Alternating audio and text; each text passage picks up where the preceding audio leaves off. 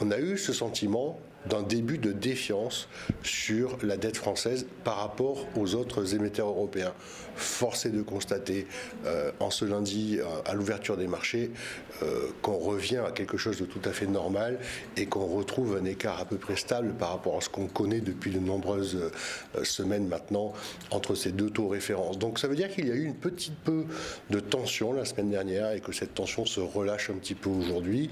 Je crois qu'un des grands atouts de ce qui a été mis en place par M. Macron depuis 5 ans, c'est l'attractivité de la France. Il a redonné confiance aux investisseurs étrangers en traçant une ligne fiscale de stabilité, en donnant également quelques gages, notamment avec le crédit impôt recherche, pour que les entreprises qui viennent créer des centres de recherche en France aient des conditions fiscales qui soient favorables.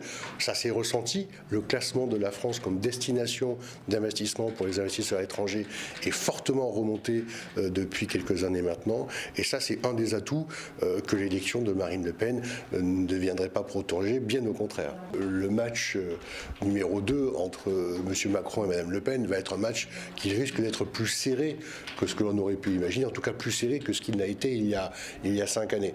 Et donc c'est, je pense, au vu de ces sondages dans les prochains jours, si la dynamique se poursuit du côté de Mme Le Pen, qu'on pourrait avoir des tensions ou un regain d'inquiétude de la part des investisseurs internationaux. Vous avez en France un parti politique qui existe depuis bien longtemps, mais qui n'a jamais accédé aux responsabilités au niveau national.